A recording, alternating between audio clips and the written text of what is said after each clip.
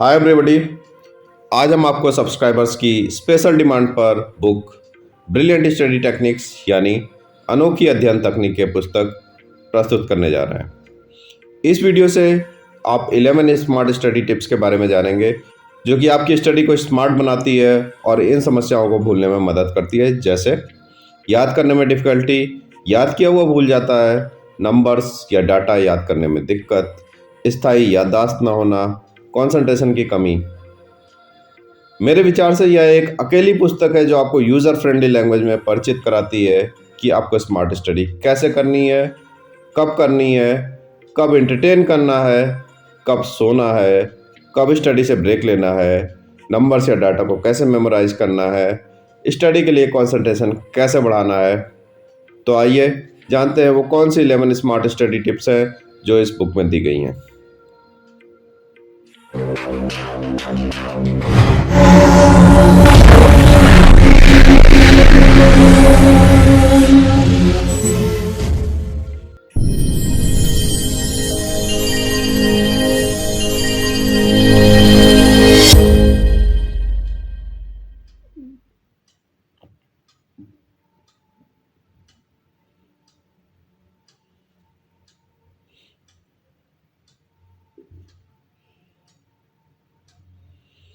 इन 11 tips को 11 chapters में बताया गया है। चैप्टर 1 मस्तिष्क यानी brain, creative and logical brain, capacity of brain.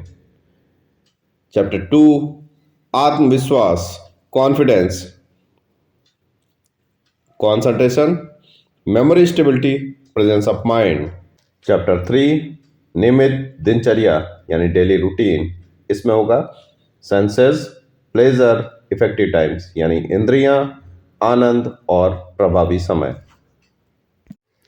Chapter 4 निद्रा, स्लीप।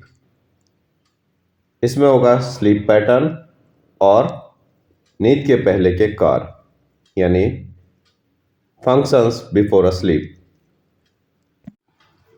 चैप्टर 5 प्रेरणा एवं योजना, इंस्पिरेशन एंड प्लानिंग। इसमें होगा सोर्सेज, अध्ययन के पहले की योजना यानी प्लानिंग बिफोर स्टडी। चैप्टर 6 बड़े और छोटे टॉपिक्स का अध्ययन, long and short topics study. Time division यानी समय विभेदन एंड समरी नोट्स। चैप्टर 7 भ्रम यानी कंफ्यूजन। इसमें होगा confusion and tricks to overcome confusion यानी भ्रम और भ्रम को दूर करने की तकनीकें। चैप्टर 8 संख्या या आंकड़े याद करने की तकनीकें, टेक्निक्स टू मेमोराइज नंबर्स और डेटा। इसमें होगी special tip imaginary ladder technique, काल्पनिक सीढ़ी तकनीक। चैप्टर 9 सांकेतिक भाषा या कोडिफिकेशन। इसमें होगा significance of initial letters. Chapter 10 घटनाओं का विपरीत या उल्टा क्रम, रिवर्सल ऑफ इवेंट्स। इसमें होगा रिवर्स ऑर्डर रिकॉलिंग यानी उल्टे क्रम का स्मरण। चैप्टर 11 परीक्षाओं के दौरान अध्ययन यानी स्टडी ड्यूरिंग एग्जामिनेशंस। इसमें होगा रिवीजन एंड सेल्फ इवैल्यूएशन यानी स्व मूल्यांकन।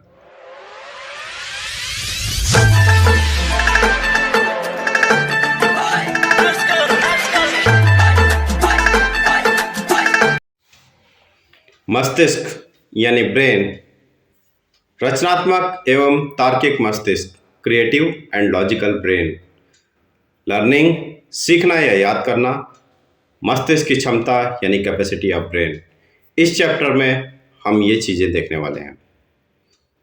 तो आइए शुरू करते हैं मस्तिष्क यानी ब्रेन।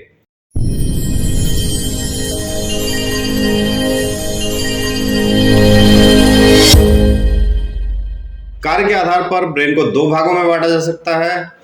बायां भाग तार्किक मस्तिष्क यानी logical brain, left part of brain is logical brain and right part सृजनात्मक मस्तिष्क फॉर क्रिएटिविटी।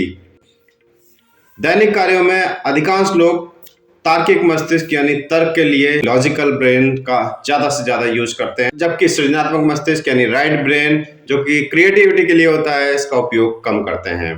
मस्तिष्क में मुख्यतः सेरिब्रम, थैलेमस, हाइपोथैलेमस, सेरिबेलम आदि भाग होते हैं।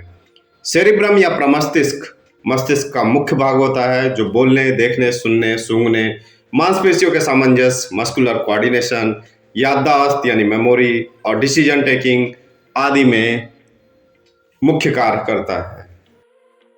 मस्तिष्क के दूसरे भाग भावनात्मक व्यवहार यानी इमोशनल बिहेवियर, निद्रा नियंत्रण यानी स्लीप कंट्रोल, शरीर के तापमान का नियमन और श्वसन का नियमन आदि करते हैं। आप देख रहे होंगे इस पिक्चर में ब्रेन के different part different role play कर रहे हैं। वैज्ञानिक सिद्धांतों के अनुसार शरीर के किसी भाग या सिस्टम का उपयोग न होने पर उस पार्ट या सिस्टम का विकास रुक जाता है। अतः हम सभी को अपने मस्तिष्क के दोनों भाग यानी लॉजिकल और क्रिएटिव दोनों ब्रेन का मैक्सिमम यूज करना चाहिए। कुछ रासायनिक पदार्थों यानी न्यूरोट्रांसमीटर्स के कारण शरीर में विद्युत उद्दीपन यानी इलेक्ट्रिकल स्टिमुलस जनरेट होते हैं। इन इलेक्ट्रिकल स्टिमुलस को नर्व इम्पल्स कहते हैं। हमारा मस्तिष्क सूचनाओं को इन्हीं नर्व इम्पल्स के रूप में ग्रहण करता है। इन न्यूरोट्रांसमीटर्स का सिक्रीशन और स्टोरेज शरीर में ऑटोमेटिक होता है। याद करना क्या है? याद करना यानी लर्निंग वह प्रक्रिया है जिसमें मस्तिष्क या मस्तिष्क के किसी भाग द्वारा प्राप्त इलेक्ट्रिकल स्टिमुलस यानी तंत्रिका आवेगों को सूचनाओं के रूप में मस्तिष्क के मेमोरी सेंटर में भेजा और जमा कर लिया जाता है। मेमोरी सेंटर में इन सूचनाओं को स्टोर करने के पहले मस्तिष्क द्वारा इन सूचनाओं की मेमोरी सेंटर में पहले से उपस्थित सूचनाओं से तुलना की जाती है। सूचनाओं की मैचिंग हो जाने पर नई प्राप्त सूचनाओं को मस्तिष्क के मेमोरी सेंटर में स्टोर कर लिया जाता है। यही कारण है कि मजबूत याददाश्त के लिए दोहराना बहुत जरूरी है। हमारा मस्तिष्क कई अरब सूचनाओं को स्टोर और रिकॉल करने में समर्थ होता है। This is the reason the brain is known as super computer. यही कारण है कि मस्तिष्क को सुपर कंप्यूटर कहा जाता है। याद रखिए कि ईश्वर ने आपको मस्तिष्क के रूप में सुपर कंप्यूटर दिया है और आप इसे सुपर कंप्यूटर की तरह ही यूज करेंगे। अधिकांश छात्र प्राय यह कहते हैं कि वे एक साथ कई सूचनाओं को याद करने में समर्थ नहीं है या किसी विषय को याद करने के कुछ समय बाद भूल जाते हैं। मेरे अनुसार एक सामान्य छात्र के लिए कोई समस्या नहीं है। समस्या केवल यह है कि वे विषय या सूचनाओं को याद करने के लिए तकनीकों या कौशल का प्रयोग नहीं करते। यह समस्या इस पुस्तक में दी गई तकनीकों का प्रयोग करने पर दूर की जा सकती है। नेक्स्ट चैप्टर आत्मविश्वास, कॉन्फिडेंस। इस चैप्टर में हम देखेंगे कंसंट्रेशन यानी ध्यान क्या होता है, याददाश्त स्थायित्व यानी मेमोरी स्टेबिलिटी क्या होती है और प्रेजेंस ऑफ माइंड।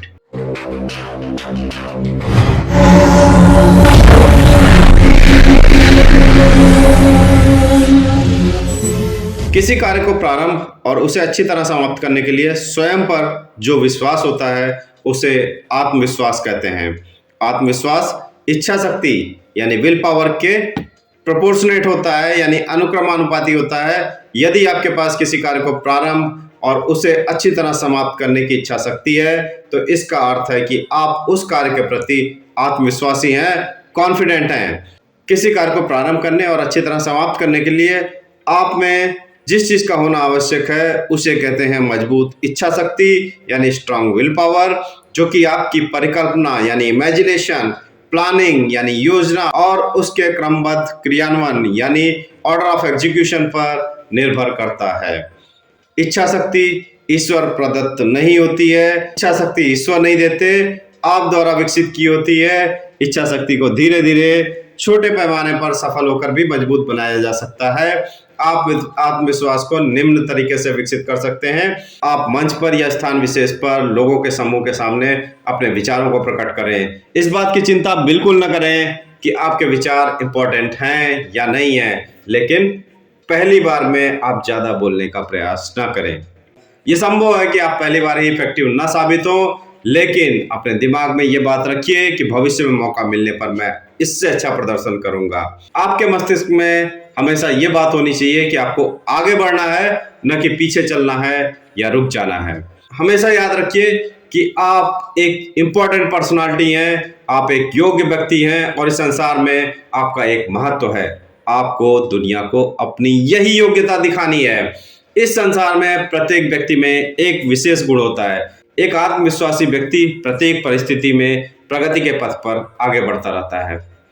किसी चीज को सीखने या याद करने के लिए स्ट्रांग कंसंट्रेशन जरूरी है। आप विषय विशेष में अपनी रुचि बढ़ाकर कंसंट्रेशन की मात्रा बढ़ा सकते हैं। यदि आप किसी विषय पर नए टॉपिक का अध्ययन करने जा रहे हैं तो पहले किसी छोटे और परिचित यानी फेमिलियर टॉपिक जो कि पहले से याद किया हुआ पढ़ा हुआ हो उसको पढ़ें, फिर उस विषय के नए टॉपिक को पढ़ें। यह तकनीक निश्चित रूप से उस विषय के नए टॉपिक में आपके इंटरेस्ट के साथ साथ उस टॉपिक को याद करने में आपके कॉन्फिडेंस को भी बढ़ाएगी। स्टडी के लिए आपको किसी विषय के नए टॉपिक पर सीधे सीधे नहीं जाना है। एक बार याद हो जाने पर मैटर या सूचनाएं मस्तिष्क की मेमोरी सेंटर में स्ट्रांग और लाइट मेमोरी के रूप में रह सकती हैं। यदि मैटर या सूचनाओं को याद होने के बाद 12 घंटे के भीतर रिवाइज कर लिया जाए तो ये मेमोरी सेंटर में कुछ समय के लिए फिक्स हो जाएगी। यदि इन्हें क्रमशः एक सप्ताह, एक माह पर पुनः दोहरा लिया जाए तो ये कुछ महीनों से लेकर कुछ साल तक मेमोरी सेंटर में सुरक्षित रह सकती है। तेज याददाश्त के लिए प्रेजेंस ऑफ माइंड होना बहुत जरूरी है। इसका मूल्यांकन आपसे संबंधित या आपके चारों तरफ घटने वाली घटनाओं को कुछ समय बाद रिकॉल करके किया जा सकता है। यदि आप किसी नए स्थान पर जाते हैं तो वहां की घटनाओं, वस्तुओं आदि को ध्यान से देखिए और रात को सोने से पहले उन्हें क्रमबद्ध तरीके से रिकॉल करने की कोशिश कीजिए। आपके साथ घटने वाली पूरे दिन की घटनाओं को उनके उल्टे क्रम में याद करने की कोशिश कीजिए, अर्थात पहले शाम, फिर दोपहर और तब सुबह की घटनाओं या क्रियाकलापों को। कभी कभी आप भूल जाते हैं थोड़ी देर पहले आपने अपना कलम, चश्मा आदि कहाँ रख दिया। इस तरह की बातों को याद करने की सबसे अच्छी तकनीक यह है कि वस्तु को रखने के बाद के सारे घटनाक्रम को उनके उल्टे क्रम में रिकॉल कर लिया जाए। उदाहरण के लिए मान लीजिए आपने कलम रखने के बाद किचन से एक गिलास पानी लिया, फिर सेब खाया, फिर कपड़े बदले।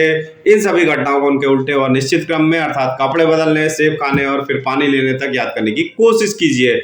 आप पाएंगे कि अचानक ही आपको याद आ जाता है आपने अमुक स्थान पर अपना कलम कहाँ रखा था।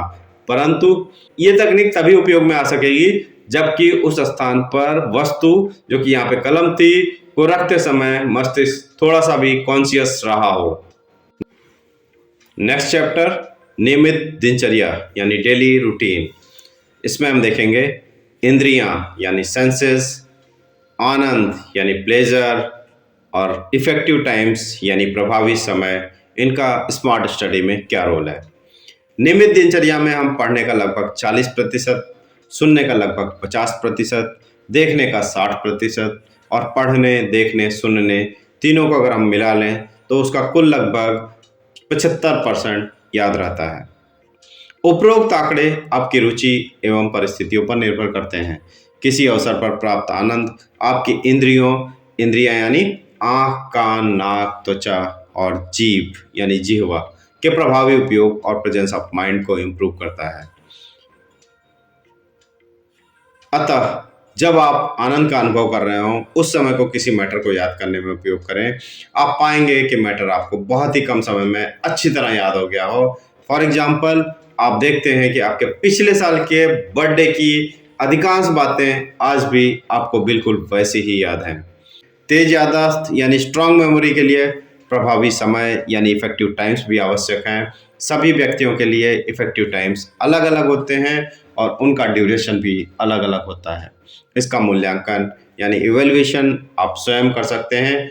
आप देखते हैं कि पूरे दिन में कुछ विशेष समय पर आप अपने आप को लाइट और फ्रेश महसूस करते हैं। इन समय पर आप जो भी याद करेंगे वो आपको कम समय में ही शीघ्रता से याद हो जाएगा। ये समय ही आपके इफेक्टिव टाइम्स हैं, ये समय ही आपके प्रभावी समय हैं और इनको आप सेलेक्ट कर लीजिए, आइडेंटिफाई कर लीजिए। अब आपने अपने इफेक्टिव टाइम का पता तो कर लिया, जो कि अर्ली मॉर्निंग भी हो सकता है, मॉर्निंग हो सकता है, नून हो सकता है, इवनिंग हो सकता है, नाइट हो सकता है, लेट नाइट हो सकता है, कुछ भी हो सकता है। आपको इसे आइडेंटिफाई करना है और इन्हीं आइडेंटिफाइड टाइम्स पे ही आपको अपनी इफेक्टिव स्टडी करनी है। इन इफेक्टिव टाइम्स का उपयोग आप कठिन टॉपिक को याद करने में कीजिए। पूरे 24 घंटे में आपके लिए प्रभावी समय यानी इफेक्टिव टाइम्स एक से अधिक भी हो सकते हैं। अपने रूटीन का टाइम टेबल इन्हीं इफेक्टिव टाइम्स के हिसाब से बना लीजिए। दूसरों को फॉलो मत कीजिए कि वे 10 घंटे पढ़ रहे हैं, 12 घंटे पढ़ रहे हैं, तड़के सुबह पढ़ रहे हैं, देर रात पढ़ रहे हैं, किसी भी टाइम पढ़ते हैं। आपको उन्हें फॉलो नहीं करना है। आपको अपने इफेक्टिव टाइम्स को फॉलो करना है और उसके हिसाब से अपनी स्टडी करनी है। आप एक सामान्य छात्र द्वारा 12 घंटे में किए गए अध्ययन को इस पुस्तक में दी गई तकनीकों का प्रयोग करके मात्र 6 घंटे या उससे भी कम समय में तैयार कर सकते हैं। मेरी गार्जियंस से अपील है कि कृपया बच्चों पर तड़के सुबह, सुबह, शाम या किसी भी समय पढ़ने के लिए दबाव ना बनाएं। पहले बच्चों का इफेक्टिव टाइम पता करें, फिर बच्चों को उनके इफेक्टिव टाइम पर थोड़ा सा दबाव बनाकर अध्ययन के लिए प्रेरित करें। नेक्स्ट चैप्टर निद्रा यानी स्लीप। इसमें हम देखेंगे स्लीप पैटर्न क्या होता है और नींद के पहले कौन से कार्य करने होते हैं, यानी फंक्शंस बिफोर अ स्लीप। नींद हमारे जीवन का एक अभिन्न अंग है। हमारे जीवन का लगभग 40% पार्ट नींद में ही व्यतीत होता है। सामान्य नींद में 2 अवस्थाएं पाई जाती हैं। पहली अवस्था non rapid eye movement phase यानी आंखों के तेजी से न घूमने की अवस्था, और दूसरी अवस्था आंखों के तेजी से घूमने की अवस्था यानी रैपिड आई मूवमेंट फेज। इस non rapid eye movement phase के 4 चरण होते हैं। पहला चरण सुस्ती आना यानी पूर्ण फेज का 30%, दूसरा चरण हल्की नींद आना पूर्ण फेज का 50%, तीसरा चरण मध्यम नींद और चौथा चरण गहरी नींद। तीसरा चरण और चौथा चरण यानी मध्यम नींद और गहरी नींद पूर्ण फेज यानी NREM फेज का 20% पार्ट होता है। NREM फेज के यानी non rapid eye movement phase के इस चौथे चरण के बाद REM स्टेज प्रारंभ हो जाती है। REM फेज में ही आप सपने देखते हो। REM फेज के समय आई बाल्स का मूवमेंट तेज हो जाता है, पल्स रेट इंक्रीज हो जाती है, ब्लड प्रेशर इंक्रीज हो जाता है, रेस्पिरेशन इरेगुलर हो जाता है और मसल्स रिलैक्स हो जाती हैं। ये दोनों स्टेज यानी non rapid eye movement phase और रैपिड आई मूवमेंट फेज नींद में साइक्लिक रूप में लगभग 90 मिनट के इंटरवल पर आती रहती हैं। पूर्ण निद्रा का लगभग 80% पार्ट NREM फेज होता है और 20% पार्ट REM फेज होता है।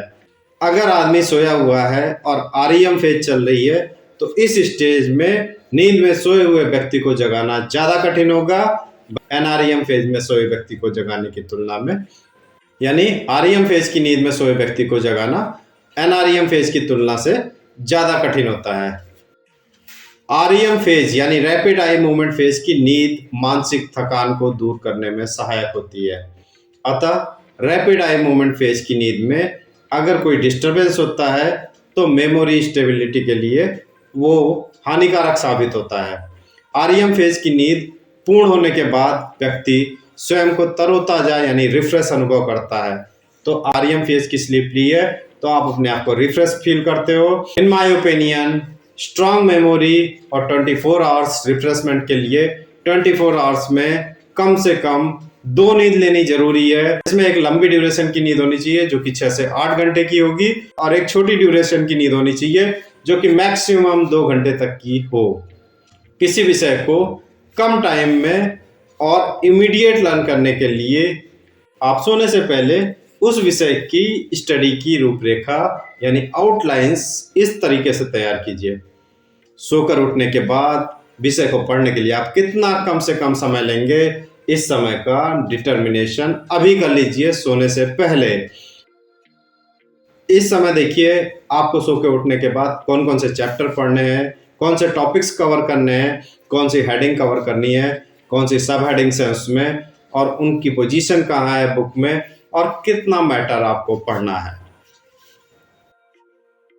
इस समय आपको कुछ भी डिटेल नहीं पढ़ना है, बस आपको ये देखना है कि आपको पढ़ना क्या है, कहाँ से पढ़ना है, मैटर कितना है और उस टॉपिक के अंदर हेडिंग्स कौन सी हैं, सब हेडिंग्स कौन सी हैं, उनकी पोजीशंस क्या है।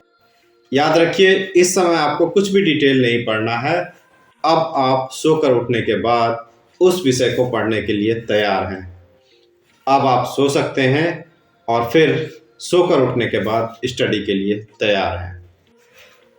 नेक्स्ट चैप्टर प्रेरणा एवं योजना यानी inspiration and planning, sources and planning before study, ये टॉपिक हम इस चैप्टर में कवर करने वाले हैं। ब्रेन को लंबे ड्यूरेशन तक इंटेंसिफाई होकर काम करने के लिए इंस्पिरेशन एक टॉनिक का काम करती है। आपको प्रेरणा किसी भी रूप में मिल सकती है, जैसे आपके किसी निकट संबंधी या किसी समूह विशेष की आपसे अपेक्षा है तो आपसे अपेक्षा के रूप में आपको इंस्पिरेशन मिल सकती है। आपके किसी निकटस्थ या पड़ोसी द्वारा आपके लिए कटु शब्दों के रूप में, आपके क्षेत्र से संबंधित प्रसिद्ध हस्तियों के रूप में। प्लानिंग बिफोर स्टडी, अध्ययन के पहले की योजना। सुनिश्चित कीजिए कि आप इस पुस्तक में दी गई तकनीकों का प्रयोग करेंगे। सुनिश्चित कीजिए कि आप अध्ययन के लिए रिफ्रेश हैं। तनाव या अवसाद यानी टेंशन और डिप्रेशन को अपने स्टडी रूम और स्टडी ड्यूरेशन से दूर रखिए। कॉन्फिडेंस डेवलप कीजिए कि आपका सब्जेक्ट कठिन नहीं है, वो केवल आपके लिए या आपके लेवल के स्टूडेंट्स के लिए ही बनाया गया है। यह डिसाइड कीजिए कि आप सब्जेक्ट को कितने कम से कम समय में और कैसे पढ़ेंगे। चैप्टर्स के टॉपिक्स, हेडिंग्स, सब हेडिंग्स और उनमें निहित मैटर को देख लीजिए। अभी आपको डीप में पढ़ने की कोई ज़रूरत नहीं है। चैप्टर्स को उनके टॉपिक सहित तैयार करने के लिए निर्धारित कम से कम समय का एक चार्ट या आउटलाइन बना लीजिए। स्टडी को इनिशिएट करने का टाइम डिसाइड कीजिए। अब सब्जेक्ट को स्टडी इनिशिएट करने के लिए आपने जो टाइम डिसाइड किया है तब तक के लिए छोड़ दीजिए। इस बीच के टाइम इंटरवल को आप नीचे दिए गए तरीकों में से किसी भी एक तरीके या एक से अधिक तरीके का यूज करके अपने आप को लाइट और रिफ्रेश महसूस करने के लिए प्रयोग करें, जैसे मनोरंजन करके या खेल खेलकर, टेलीविज़न देखकर, कुछ एडिबल्स जैसे ड्राई फ्रूट्स, ताजे फल, बिस्किट्स आदि खाकर, कुछ मूड बनाने वाले पदार्थों जैसे चाय, कॉफ़ी आदि लेकर। जब आवश्यक हो तभी उपयोग करें इनका, क्योंकि इनका अत्यधिक सेवन स्वास्थ्य के लिए हानिकारक है। लॉन्ग ड्यूरेशन या शॉर्ट ड्यूरेशन की नींद लेकर, किसी अन्य विधि द्वारा जो आपके मूड को ताजगी प्रदान करे। कोशिश कीजिए कि ये टाइम इंटरवल जितना संभव हो कम से कम समय का हो। बड़े और छोटे टॉपिक का अध्ययन यानी long and short topics study, इसमें हम देखेंगे टाइम डिवीजन कैसे करना है और समरी नोट्स कैसे प्रिपेयर करने हैं। प्लानिंग के हिसाब से जो आपने टाइम डिसाइड किया है उसके हिसाब से आप स्टडी इनिशिएट कीजिए। माइंड मेकअप कीजिए कि आपको टॉपिक में स्पेशल इंटरेस्ट है। कॉन्फिडेंस डेवलप कीजिए कि आप टॉपिक को स्वयं द्वारा निर्धारित समय में ही पूरा करेंगे। मान लीजिए आपका टॉपिक इस पुस्तक के 4 पेजेस के बराबर है और आपने इसे तैयार करने का समय 10 मिनट निर्धारित किया है। इस समय को आप निम्न प्रकार से विभाजित कीजिए। 100% यानी कि 10 मिनट जो कि होगा 100%, और इसको हम 2 मिनट, 5 मिनट, 2 मिनट और 1 मिनट यानी 4 पार्ट में डिवाइड करेंगे। 10 मिनट का 2 मिनट होता है 20%, 5 मिनट होता है 50%, अगला 2 मिनट 20% और अगला 1 मिनट 10%। तो पहला चरण, फर्स्ट स्टेज में हम क्या करने वाले हैं, इन 4 डिविजन्स का यूज करेंगे। पहले स्टेज में पूरे समय यानी 10 मिनट के 20% पार्ट यानी 2 मिनट में आपको टॉपिक के हेडिंग्स, सब हेडिंग्स और पेजेस में इनका स्थान यानी पोजीशन कहां है और इसके अंतर्गत मैटर को बिना डीप में गए तेजी से पढ़ लेना है। सेकंड स्टेज, अब पूरे समय यानी 10 मिनट का 50% यानी 5 मिनट में उस टॉपिक को डीपली पढ़ना है। इस अध्ययन के दौरान आप ये सोच के पढ़िए कि जो आप पढ़ रहे हैं वो फ्यूचर में अगर आपको किसी जूनियर को पढ़ाना हुआ तो आप पढ़ा लेंगे। इस चरण में आप अपना ध्यान टॉपिक के इंपॉर्टेंट फैक्ट्स और उनके ऑर्डर्स पर फोकस कीजिए। इसी चरण में आपको समरी नोट्स भी बनाने हैं। समरी नोट्स में हेडिंग्स, सब हेडिंग्स और इनके अंतर्गत इंपॉर्टेंट फैक्ट्स को एक या एक से अधिक सारांश शब्दों के रूप में लिखना है। सारांश नोट्स बहुत ही छोटे होने चाहिए और इसमें सभी महत्वपूर्ण तथ्यों को कम से कम शब्दों में लिखा जाना चाहिए। किसी विषय को कम से कम समय में पढ़ने और दोहराने के लिए समरी नोट्स बहुत इंपॉर्टेंट होते हैं। एक इंपॉर्टेंट नोट, समरी नोट्स बनाने के लिए आप कोडिफिकेशन का यूज भी कर सकते हैं, जो कि इस बुक में आगे के चैप्टर्स में दिया हुआ है। तृतीय चरण यानी थर्ड स्टेज, आप पूरे समय यानी कि 10 मिनट के 20% समय यानी कि 2 मिनट का उपयोग उस पूरे टॉपिक जो कि यहाँ पे 4 पेज है और साथ ही साथ सारांश नोट्स को दोहराने में भी करना है। उपरोक्त तीनों चरण को आप निम्न प्रकार से समझ सकते हैं। जब किसी आर्किटेक्ट या इंजीनियर को किसी चीज का क्रिएशन करना होता है तो पहले वो वस्तु की इमेजिनेशन करता है। ये स्टेज ऊपर बताई गई स्टडी के पहले स्टेज के सिमिलर है। इस स्टेज में आप पढ़ने वाले मैटर की एक धुंधली तस्वीर अपने ब्रेन में बना लेते हैं। इसके बाद आर्किटेक्ट या इंजीनियर एक ढांचा तैयार करता है, स्केलेटन तैयार करता है। उस ढांचे पर कुछ पदार्थों को स्थापित करके अपनी परिकल्पना के अनुसार यानी अपनी इमेजिनेशन के अनुसार वस्तु को आकार प्रदान करता है। यह उपयुक्त द्वितीय चरण के समान है। इस चरण में आप पढ़ने वाले मैटर को लगभग स्पष्ट रूप में देखते हैं। इसके बाद आर्किटेक्ट या इंजीनियर अपने द्वारा किए गए निर्माण को अंतिम रूप प्रदान करता है।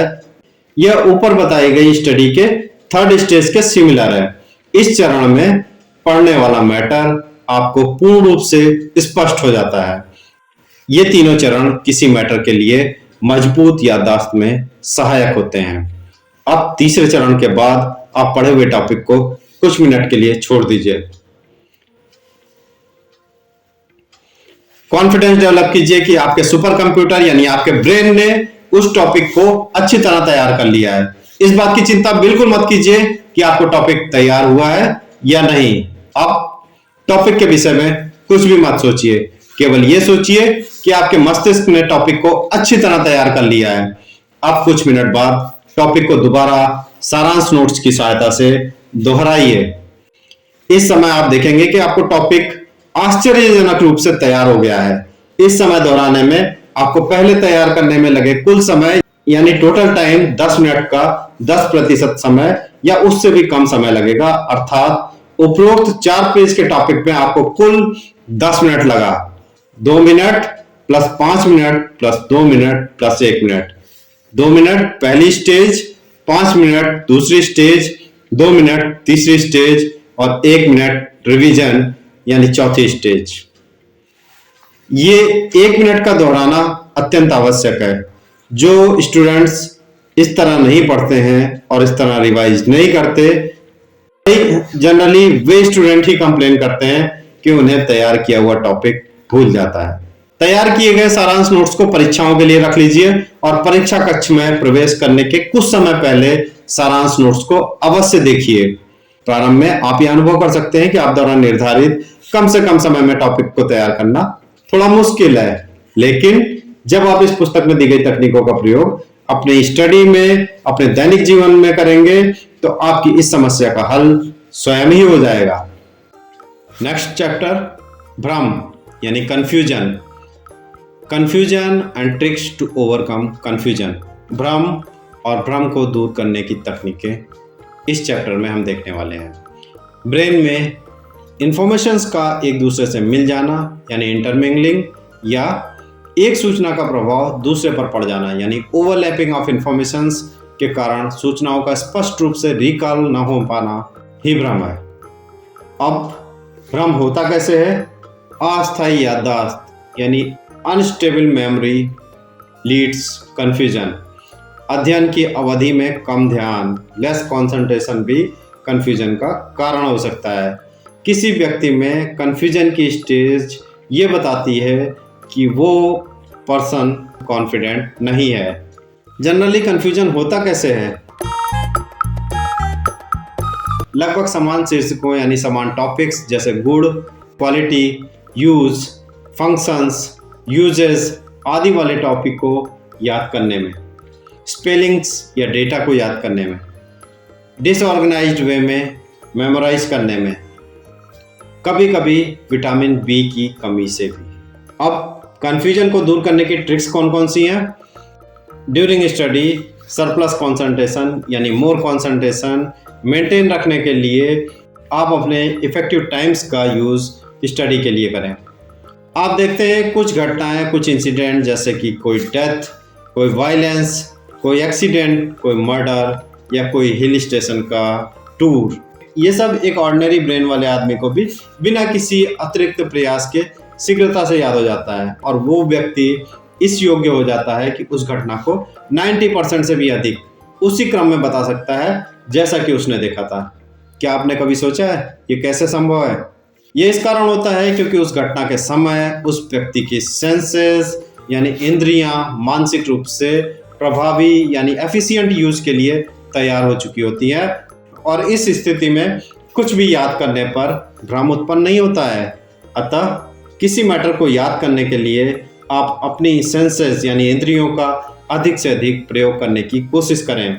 किसी विषय को तैयार करते समय चारों ओर के वातावरण को भूलकर पूरा ध्यान अपने सब्जेक्ट, अपने टॉपिक पर लगाइए। तुलनात्मक अध्ययन तकनीक यानी कॉम्पैरेटिव स्टडी टेक्निक का प्रयोग कीजिए। उदाहरण के लिए यदि आप बायोलॉजी में ब्रेन, हार्ट, किडनी, इन सभी में एक सिमिलर हेडिंग्स जैसे संरचना, कार्यकी, ऊतकों का संगठन, अंग में विभिन्न धमनियों की आपूर्ति आदि को पढ़ना है तो सर्वप्रथम स्टडी की प्लानिंग कीजिए। मस्तिष्क की संरचना, हृदय की संरचना और वृक्क की संरचना एक साथ एक के बाद एक पढ़ें। फिर तीनों अंगों की फिजियोलॉजी एक साथ पढ़ें। इसी तरीके से तीनों अंगों के बाकी बचे शीर्षकों को भी एक साथ एक के बाद एक पढ़िए। अब केवल हार्ट के बारे में सारे हेडिंग्स को एक साथ पढ़ें और इस समय हार्ट शीर्षक का सारांश नोट्स इस पुस्तक में दी गई तकनीकों के अनुसार बना लें। इसी तरह मस्तिष्क की हेडिंग्स को पढ़ने के साथ साथ इसका भी समरी नोट्स बना लीजिए और रिमेनिंग टॉपिक यानी किडनी को भी इसी तरीके से तैयार कीजिए। अब आप पाएंगे कि आपको ब्रेन, हार्ट और किडनी के बारे में सारा मैटर बिल्कुल क्लियर हो चुका है और इन टॉपिक्स को रिकॉल करने पे आपको कोई कंफ्यूजन नहीं है। बड़े चैप्टर से टॉपिक्स का कंटिन्यूअस स्टडी करने के बजाय बीच बीच में छोटे छोटे इंटरवल्स या छोटे छोटे गैप देकर पढ़ना भी कंफ्यूजन उत्पन्न होने से रोकता है। एक चीज याद रखिए कि इस प्रकार तैयार किए गए पाठ के समाप्त होने के बाद पूरा पाठ या टॉपिक दोहराना यानी रिवीजन बहुत जरूरी है। कुछ स्टूडेंट्स प्रायः शिकायत करते हैं कि वे किसी विषय या टॉपिक को पूरा याद तो कर लेते हैं लेकिन कुछ समय बाद उसका अधिकांश भाग वो भूल जाते हैं और उस विषय को दोबारा रिकॉल करने पर उन्हें कंफ्यूजन हो जाता है। इस समस्या के समाधान के लिए मेरा सुझाव है कि आप अपने तैयार किए गए टॉपिक या चैप्टर को पूरा समाप्त करने के बाद तुरंत एक साथ पूरा अवश्य दोहराएं। इस समय दोहराने में आपको टॉपिक तैयार करने में लगे कुल समय का 25% या उससे भी कम समय लगेगा। अधिकांश छात्र अध्ययन में यहीं पर भारी भूल करते हैं कि तैयार किए हुए चैप्टर या टॉपिक को समाप्त करने के बाद तुरंत दोहराते नहीं और फिर वो कंफ्यूजन की स्टेज में पहुंच जाते हैं। नेक्स्ट चैप्टर संख्या या आंकड़े याद करने की तकनीकें, टेक्निक्स टू मेमोराइज नंबर्स और डेटा। काल्पनिक सीढ़ी तकनीक यानी इमेजिनरी लैडर टेक्निक। 6 अंकों तक की संख्या को आसानी से याद किया जा सकता है लेकिन 6 से अधिक अंकों की संख्या याद करने में प्रायः कुछ कठिनाई का अनुभव होता है। कोई संख्या या आंकड़ा याद करने के लिए आप अपने मस्तिष्क में एक ऐसी सीढ़ी की कल्पना कीजिए जिसके 2 लंबे डंडे यानी स्ट्रैंड्स के बीच में 10 बड़े रेक्टेंगुलर यानी आयताकार खाने हों और प्रत्येक बड़े रेक्टेंगल यानी आयताकार खाने में 1 से लेकर 100 तक की संख्या के छोटे छोटे रेक्टेंगल्स बने हुए हों जैसा कि इस चित्र में दिखाया गया है।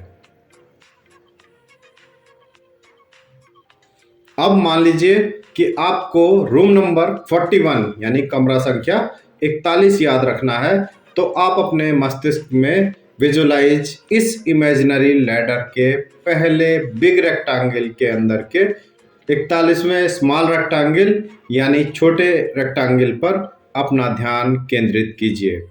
आपको इमेजिन ये करना है कि फर्स्ट बिग रेक्टेंगल का 41th स्मॉल रेक्टेंगल अचानक ही ग्लो होने लगा है, लाइटनिंग हो रहा है, इस प्रक्रिया को नंबर से संबंधित वस्तु जो कि यहाँ पर कमरा है यानी रूम है, इसको ध्यान में रखकर दोहराइए।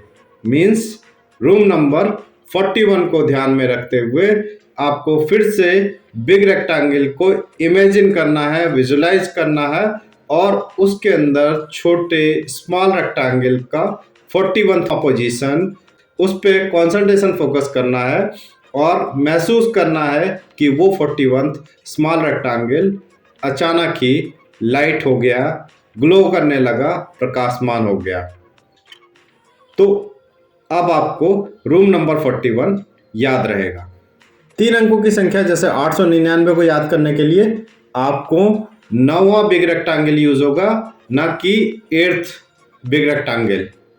रीजन, क्योंकि 899 में 800 के बाद 99 डिजिट और है, यानी कि 800 का मतलब 8 बिग रेक्टेंगल नहीं यूज होंगे। 899 यानी कि 9वां बिग रेक्टेंगल, उसके 99th स्मॉल रेक्टेंगल पर अपना कंसंट्रेशन फोकस करना है और इमेजिन करना है, विजुलाइज करना है कि इस बिग रेक्टेंगल यानी 9th बिग रेक्टेंगल का 99वां छोटा रेक्टेंगल अचानक ही प्रकाशमान हो गया है, लाइटनिंग हो गया है, ग्लो करने लगा है। अब इस प्रक्रिया को आप इस डिजिट से रिलेटेड जो भी ऑब्जेक्ट है उसको ध्यान में रख के दोबारा दोहराइए। यहाँ आपको सीढ़ी में बिग रेक्टेंगल की पोजीशन और स्मॉल रेक्टेंगल की पोजीशन, इनका ध्यान रखना है। 4 अंकों की संख्या जैसे 3415 को याद करने के लिए इसे 2 भागों यानी कि 34 और 15 में बांट लीजिए। फिर इमेजिनरी लैडर के किसी भी एक बिग रेक्टेंगल में अब आपको 2 स्मॉल रेक्टेंगल पर कंसंट्रेशन फोकस करना है। वो 2 स्मॉल रेक्टेंगल कौन कौन से हैं? पहला स्मॉल रेक्टेंगल 34th पोजीशन पे है और दूसरा 15th पोजीशन पे है।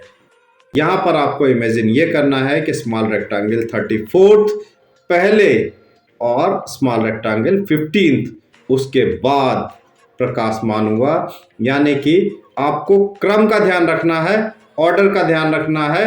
34th पहले और 15th बाद में। इस तरीके से आपको याद होगा 3415 यानी 3415, ये डिजिट आपको याद हो जाएगी।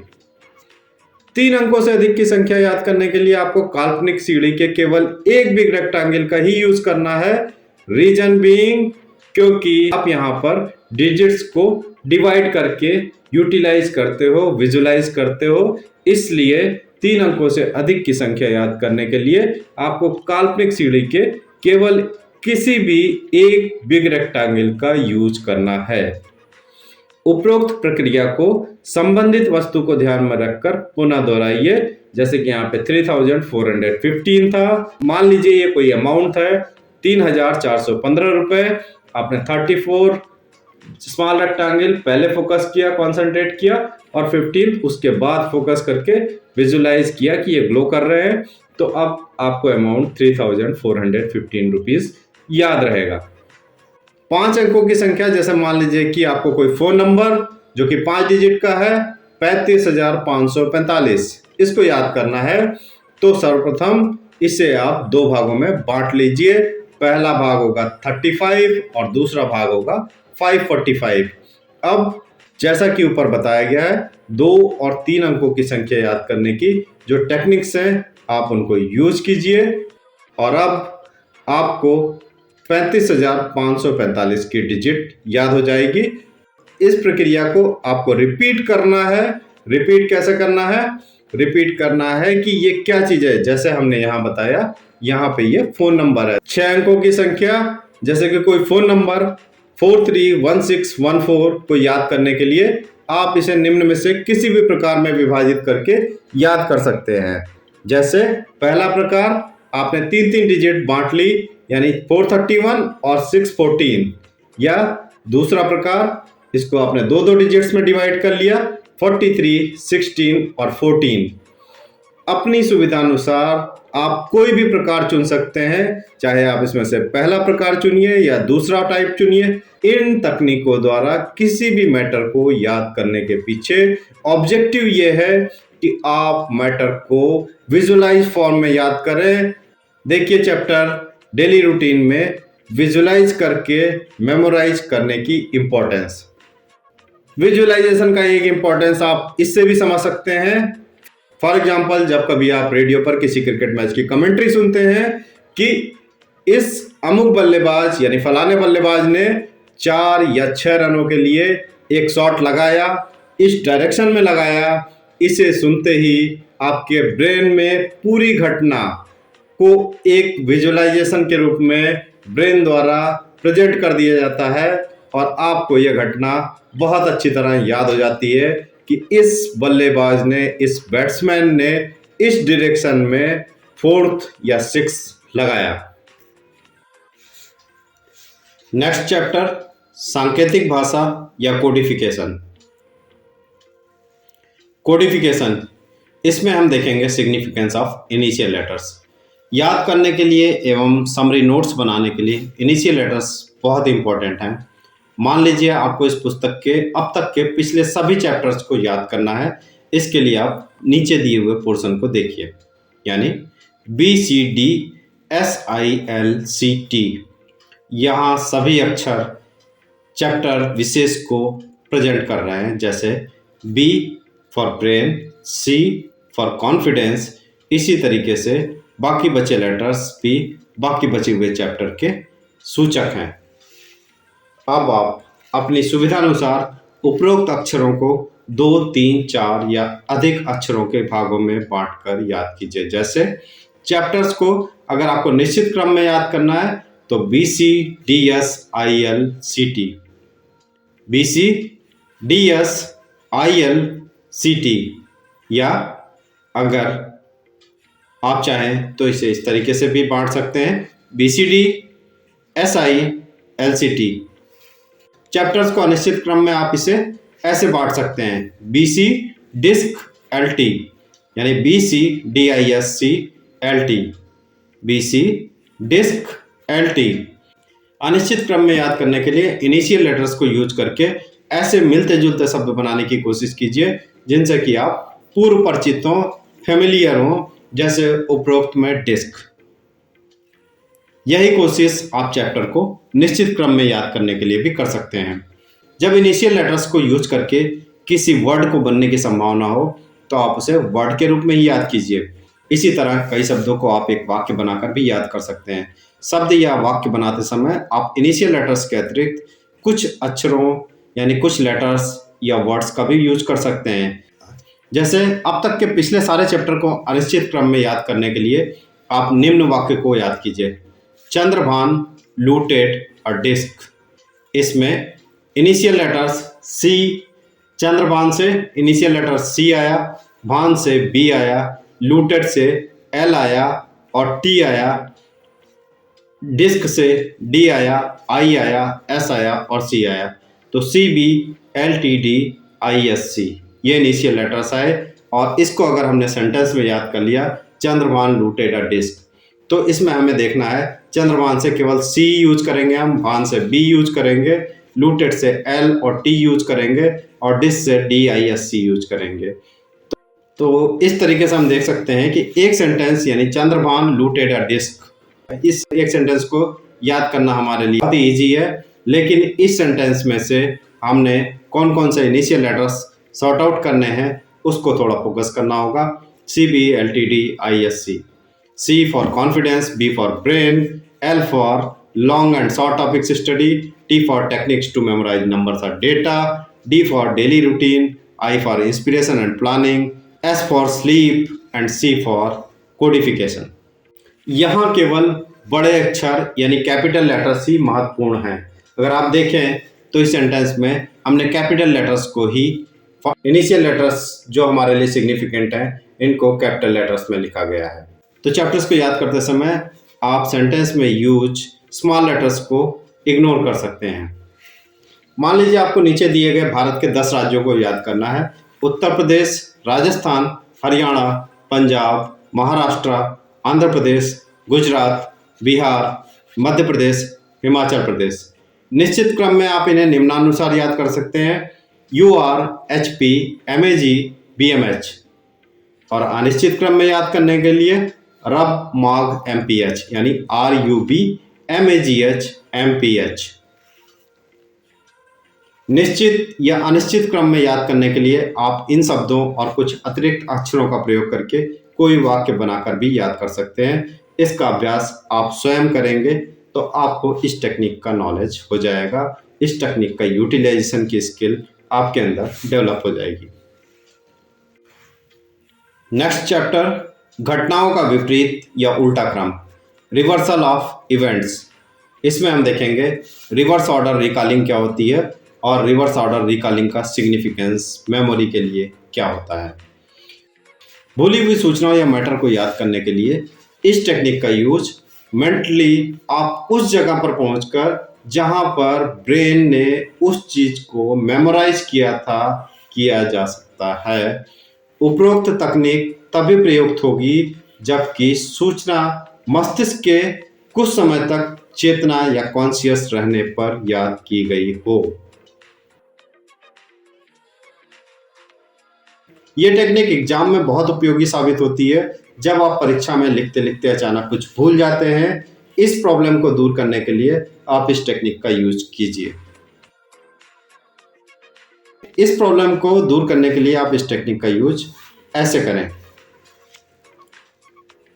कॉपी में भूले हुए मैटर के लिए कुछ जगह छोड़ दीजिए, रिलैक्स कीजिए, ब्रेन को रिलैक्स होने दीजिए, डू नॉट वरी, बिना चिंतित हुए मस्तिष्क को थोड़ा विश्राम दीजिए, स्वयं में आत्मविश्वास विकसित कीजिए, develop the confidence in your brain that कि आपको वो मैटर अभी कुछ देर में निश्चित रूप से याद आ जाएगा।